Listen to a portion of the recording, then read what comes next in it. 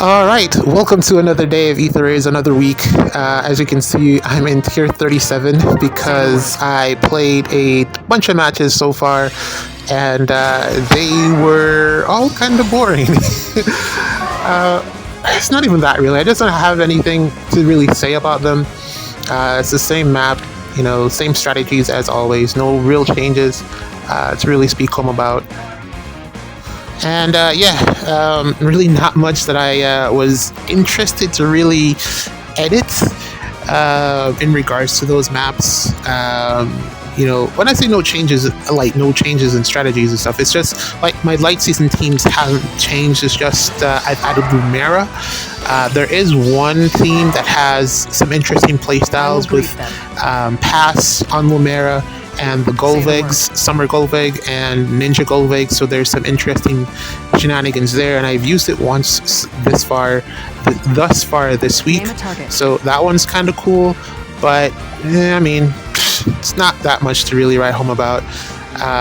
What I really wanted to do is get the new units, and I'm trying to get them from the legendary banner. So far nothing, 20 pulls. If I get to the spark, I'm probably going to spark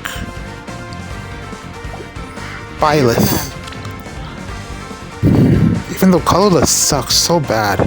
But I'm probably going to spark Byleth because I want that, I want the dance ring, because this season I'm realizing that I can't really fit Peony into some of my teams because I don't have the pieces for light season to really make it work. And also I just feel like it solves that specific problem for me. One of the biggest issues I've been having with my team compositions is that I feel like I'm locked into running specific mythics, and I really hated that because of, Peony, it felt like she had to be there because she's the mythic that dances, and if I can offload that responsibility to another unit, another mythic, then that opens up a lot more options for me in terms of who I can pick, who I can bring, that sort of thing. So in a season like this where Lumera is bonus, she could actually just be the dancer and that would be fine. So that's the logic behind that. Just not wanting to be forced into using Peony, even though I really do enjoy Peony. But it's so difficult for me to fit her onto a team when I don't have any of the bonus units really to really work with. So, Sakura is bonus, so I could have put Sakura on all of the teams, but then what am I really doing with her? And still, at the end of the day, I still would want the Byleth ring. I also want the Elise as well, so it really sucks when you have to pick. Hopefully I can get lucky in the last 20 pulls. I think at the very least I'll have completed the summons for Ather season, and I'll go ahead and post full videos for that because I'll put together whole new strategies and stuff, and it'll be fun to play around with that. But for now, I just did not feel the need to put those out. I'm lazy. It's cold. Allow me to, not do something for once. Not that I have to, but yeah, that's the reason we're starting here at tier 37. No losses so far on offense. Defense has picked up 2 losses, and lo and behold, it is the middle of the week that those 2 losses happened when everyone started to fit Sakura and Byleth onto their teams, and I'm pretty sure that I'm going to be picking up losses for the rest of the season because of those 2 introductions. So yeah, it really changes defenses and how everything interacts, and I don't know what we're going to do, what people have been doing. I don't know that either. It's going to be interesting to see how everyone adjusts to this new meta. It's definitely a new meta, and a lot of things that we're just going to have to figure out as we go, and we're going to be getting new units. We're going to see how those new units work in tandem with what we have now. It's fire season, I think it is, so Black Knight was an option, but I didn't use him just because I'm kind of really enjoying using Gatekeeper, and I already knew that the new Byleth and Sakura really, change everything in terms of how defenses work, and Sakura being able to not take any damage on initiation is a really big pain. And then when you combine that with the sweep effect and the undefended, it's kind of hard to figure out who to put into that spot or those spots around the front line for light season, for dark season rather. So it was kind of difficult for me to come up with a defensive build that actually makes sense, because everything dies to Camilla once it's hit with undefended. Not a lot of things survive. And yeah, Camilla is just that powerful. So I don't think we have a solution for that currently, unless we're going to run a bunch of Valleys like you see here, which is, I think, the solution to the current problem that we're facing. We have, like I saw, Angers, I think it was. He's another Fatuber. His defense was 3 or 4 Valleys on defense, Mythic and New Year's, and he just ran them, and no one won because they could not get through all of those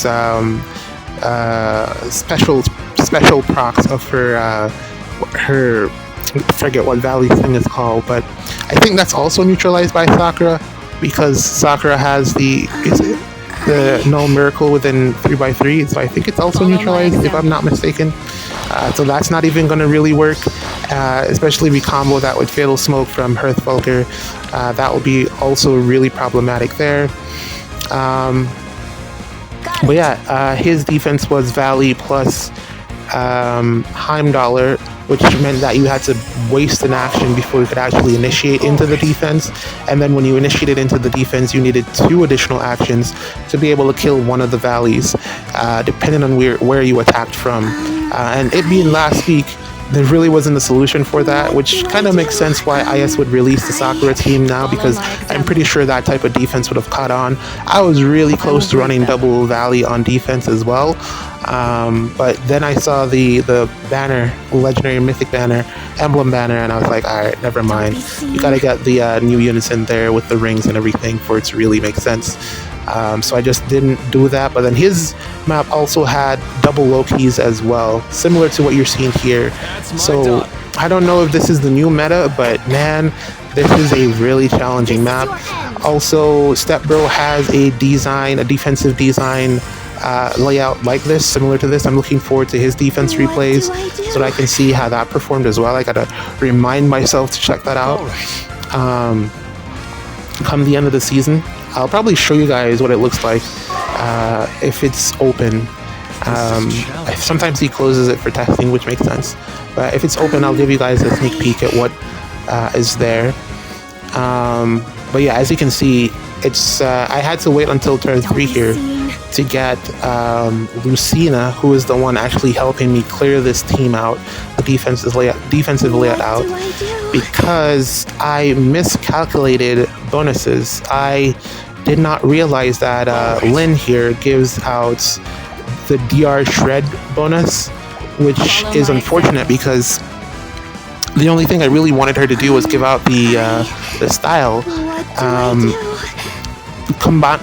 That was well, okay, so she gives out the DR Shred and the style, but Hearthvulgar, both of them have +1 movement in their C skill. So that's 3 bonuses, and that will automatically get cleansed by Loki. And there's 2 Lokis, so there's no space to avoid it, as you can see by the layout here. So it really kind of ruined my entire strategy. I was gonna let the Hearthvulgars go up there and, you know, do the bird thing. The other plan was to use Boulder, but I decided to go with this team because it scored more. And I thought the strategy would have been a little bit more coherent because of the number of actions that this team has in comparison to the Boulder team, which doesn't have the same amount of action economy. So yeah, that was the idea behind the other Boulder. I mean, Brave Boulder is on that team compared to this New Year's Boulder with the Edelgard ring that gives some extra action. So yeah, that was the idea. Those are the 2 options, but I went with this one because it scores more. I'm not running Sothis on defense, of course, because she is absolutely terrible. So just never going to do that. And Yeah, I'm gonna take a big score hit if my defense loses. So I figured, try to score more where possible, just to stay in tier 38. If worst case, we lose a bunch of matches. So far, like I said, only been 2 losses, one in lift loss control and one that counted.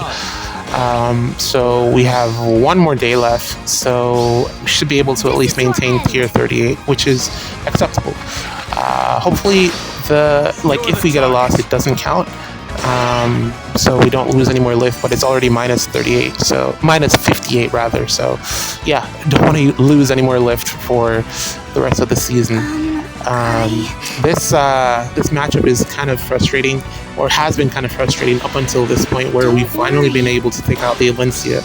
Ton of support from the Valleys, I guess. Don't know why she was so difficult to outspeed, but she was very, very fast. And finally we're able to take out the Boulder as well, so just picking them off one by one. I'm kind of stuck here, or I kind of got stuck here, because if I attacked Boulder with my Boulder would get stuck and attacked.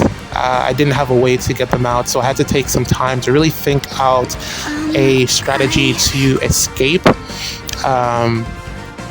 And then luckily, I realized that if I remove this Boulder, who is the last enemy duo or harmonic unit, I would gain access to the duo button, and that's a pretty big deal, because I'd be able to use Plumeria or Lucina to get out, and that's what you're going to see me do here, which thankfully was a strategy that was available to me after taking all of those actions. I basically cleared this defense with 2 units, which is fantastic. That's really what you want to be doing. Unfortunately, had to wait until turn 3 to get Lucina in, but I mean, still, I think this is a pretty great clear for what I had at hand, or in hand, to be able to use to take on the defense. It was really just 2 options, and I did not anticipate this strategy working as well as it did. Lucina is really the one that kind of came in clutch here. Unfortunately, no Lin Ring, but that probably would have counteracted her dual button. Of course, it would have counteracted her dual button, so wouldn't have been able to, get out there. Well, I would have been able to use Plumeria, I guess, but still, it's good to have the options here to swap and play around with. Really wanted to give, like I said, on this team, Lumera would have the Byleth ring, so that I could use her to do something. Smite dance, kind of like that. I anticipated the lockdown from that Ather. I figured, looking at the layout here, the only unit that would really make sense there is Ather. I guess you could put Ike there as well, but he'd just be kind of left to die rather. So it kind of made sense. The entire strategy from the beginning was to take out the 2 duo units, but then when I got up there, I realized that it just wasn't possible with the firepower that I had on hand at the time, so I had to pivot the strategy into attacking the units around them, the Ather, the Vali, and eventually, I was able to take out Valencia and Boulder. So it really just all worked out together. The biggest threat was the Valley that had the Celica ring, because she'd have been able to warp down. So the other strategy was, once I took out that particular Valley, I could then escape all the way back, and then they wouldn't have been able to reach me.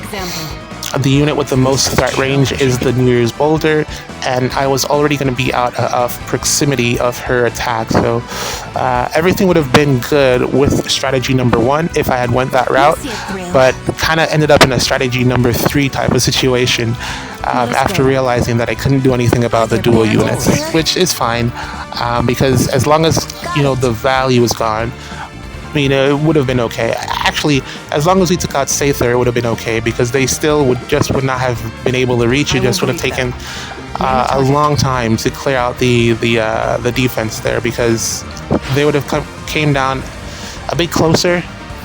Loki would have still been on the map. No Lin Ring, which would have been a big factor in clearing a defense like this, since we wouldn't have been able to snipe any of the units in the back without it.